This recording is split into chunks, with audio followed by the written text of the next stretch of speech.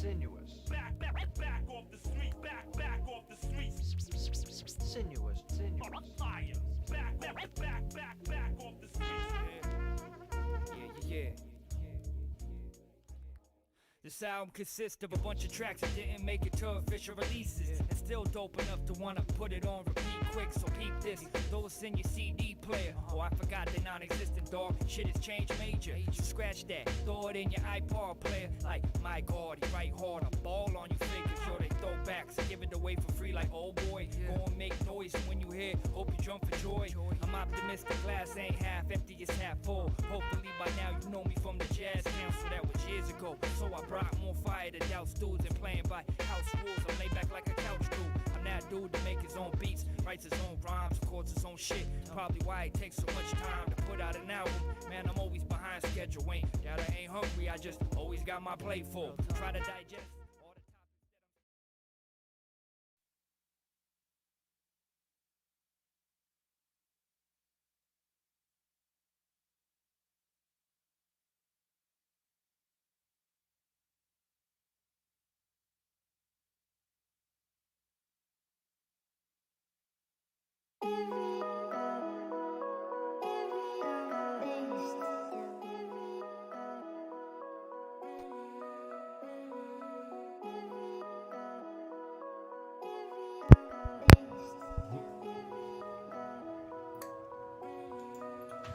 What's going on, guys?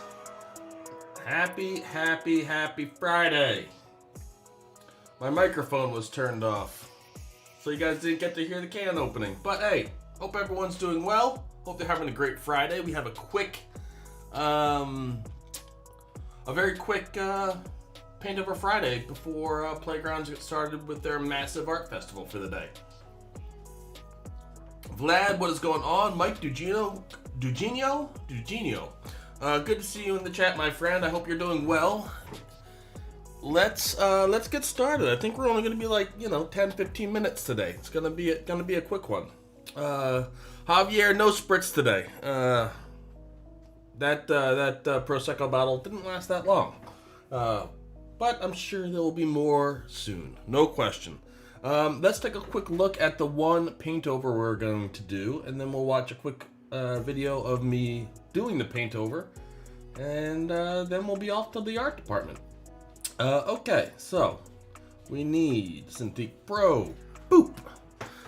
So this one is from Javier Campbell. This is the second one I've done for him. The first one I did was his Mac paintover a little while ago. His Mac competition for the Fabio Mac competition. Whew. And this one started.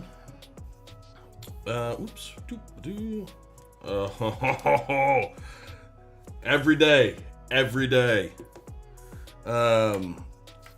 This one started like this, and similar to the Mac one, it was, it's dark, but I do like that you have like the two explorers kind of already in this image. There's a bit of a narrative, and I like where everything's placed in the frame. And so most of my painting was just bringing life to it to help kind of tell the story that you've already put in there, Javier. So this is where we started. This is where we're going to end up, and we'll talk about it while it plays. Is that it? That looks like the right one. Mouse check. Yep. All right, let's watch some painting. I think I painted on this for like 20 minutes, 25 minutes. And it's been sped up to 8 minutes. So we're watching like 2 or 3 times normal speed. And it's one of those things. One of the things I really like about the paintovers, and especially when I do them before Paintover Friday, is that I don't feel obviously on the spot, and I can kind of figure it out as I go. And so just doing kind of the obvious stuff initially, right, which is darkening the foreground so it's more of a framing element, guiding you into the image, and then kind of simplifying the background. There's already kind of a nice foreground, midground, and background in this image from Javier.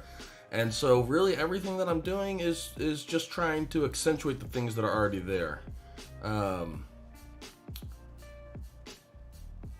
Yeah, and then there's the overall scene feels like there's a decent amount of ambient light coming from, you know, I'm thinking of it as the moon because it's clearly a nighttime image. But the whole image is still quite flat. There's not much directionality to that, which kind of makes it a little bit hard to kind of understand the image and where it starts. And so we're going to start painting that in a moment. Once kind of getting everything into a more neutral place to start from. And I do find it super helpful for anyone that's out there thinking about practicing some painting. I do find kind of the big rough strokes at the beginning still to be helpful. There's still something strange about painting over a rendering, and until like the whole thing's messed up a little bit and painted over and feels a little bit more like a painting, every brushstroke's kind of like, oh, it's no longer a perfect rendering. And so we're just kind of doing that and kind of blocking everything in.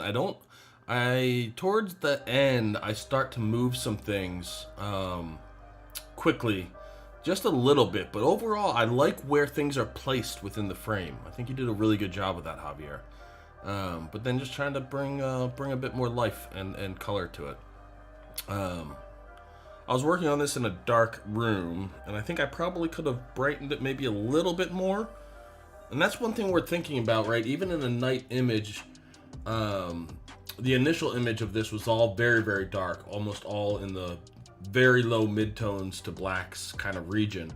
And it's really like the relative brightnesses of things that lets you know the time of day, right? So if this was daytime, the main light wouldn't be this kind of soft moonlight or like these bright flashlights or whatever these guys are carrying, or the torches at the top of the thing structure.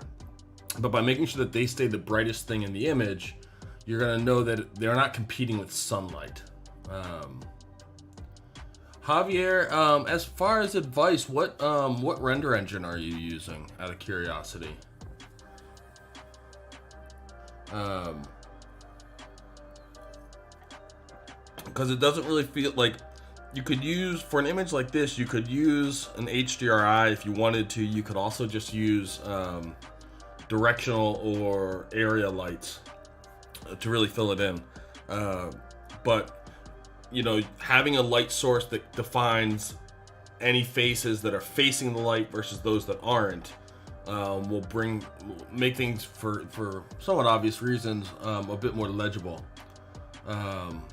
So yeah, using V-Ray for something like this, like soft, whenever I've done images that are like truly nighttime and I'm trying to fake like soft sunlight, I've usually not used an HDRI, or I'll use like a dusk HDRI, which will just provide the ambient lighting, and then I will use either a very small spotlight off camera and pretty far away. If you look at nighttime photos where there's a moon out, shadows tend to be actually very crisp.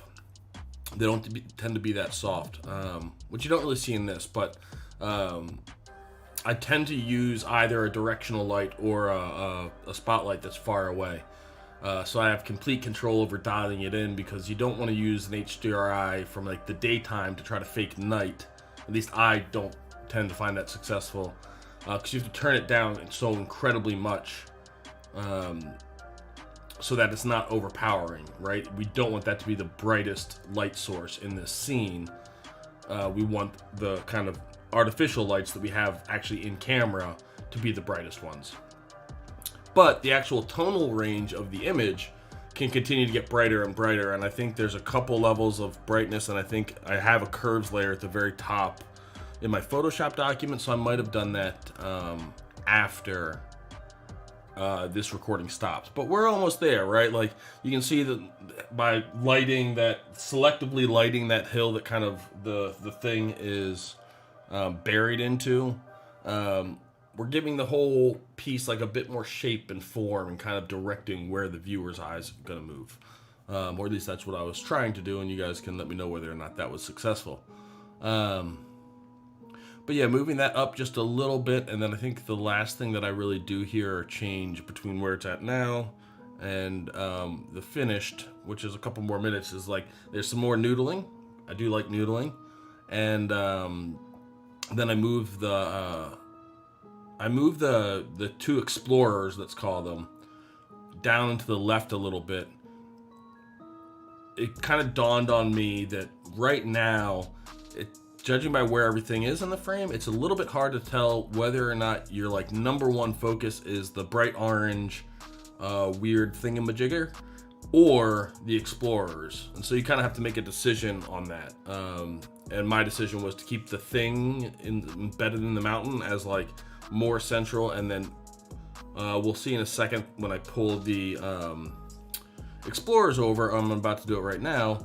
By pulling them down and off to the side and closer to the edge of the frame, there's kind of an implicit statement that they are less important. They are the second read of this story. And so yeah, I mean, this is pretty much, you know, done at this point as far as a paint over goes. I think try something where I break up the outline of this kind of slanting horizontal piece in the lower foreground, which I didn't like. It ends up pretty close to where it is now, but there's something. Maybe it's just that I didn't actually like paint the shape of that thing in. I'm not entirely sure, but I feel like I could have done a better job of making that not feel like such a straight line. Like the fact that there aren't any other straight lines really in this image besides the big kind of masts coming up from the thing. I think it would be nicer if that was a more organic edge, but what can you do? Can't win them all.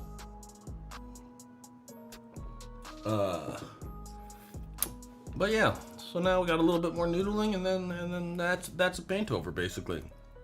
But almost the same way as the last one that I did for you, Javier, is that this one, you know, I feel like there is a fundamentally good kind of sense of balance in where everything was placed in the image. I think you just need to kind of take it, and I would advise that this is where I'm trying that thing with the front edge. I didn't like it. I didn't keep it. I think you just need to sit down and really spend some time with lighting and try to get your light to support where you're placing everything in frame. And so yeah, and so that was that. And I wonder if there's a dark mode for VSL Media Player. It's so bright. And so yeah, so that's where we ended up with this guy. And it was a lot of fun to paint this. Because I will say this, because there's like not like a strong sense of like lighting in the original, it makes for like a perfect thing to practice painting over, because you're not fighting against lighting that's already there. But yeah, like off in front of this piece, far stage right, so to speak, I would throw in like a spotlight, or you play with the directional light, something you can control the position and like intensity of. And then I would also I would turn up these lights so that they are having more of an effect on the scene. So yeah, Javier, great job. Thank you again for submitting an image. I very much appreciate it. And a few of you have submitted more images for next week, which I'm excited for. But what time is it? It is just about 11, so the art department is about to start. I'm pretty sure I put a link in the comment or whatever area, the info area. They have a bunch of great speakers talking today about art process, creative workflow. Some of them will be talking about their work. I'm sure there'll be some demos. I'm going to have it on all day whilst I work. I hope you guys do the same. It's going to be awesome. Please donate if you're able to. It's got to be a Herculean effort to organize such a large stream. There's actually 2 streams going on simultaneously, and I applaud them for their efforts. I think that we can all use such things during this quarantine, with everything going on in the world. Having, you know, some of our artist heroes broadcast to all of us, I think is such an amazing thing. So thank you guys for being here. I know that's a quick one, but you know, not a bad thing. We got a full day of art to watch if you're so inclined. I hope to see you guys in the chat. But yeah, thank you guys for being here. please enjoy the art show. Donate if you can, and it's free otherwise, just to let you guys know. Absolutely free. Hugely cool of them. So I will see you guys then. We will be back on Monday, maybe with Chop. I have to talk to him. Maybe we'll do a WFQ on Monday. Maybe we'll get back to the stair thing that I've been working on. I don't know. But we'll be back at our normal time on Monday. Can't wait. Have a great weekend, everybody. And we will see you guys soon. Worth noting, I don't know if I said it or not, the art department is not uploading their festival after it airs. So you can only catch it live. Just worth knowing. Trying to avoid some FOMO for you all. Guys, take care. Have a great weekend. I love you all. Be kind to one another. Have a great weekend. Oleg, Milan, good to see you guys. We'll see you over in the Playgrounds chat. Later. Beep. Boop.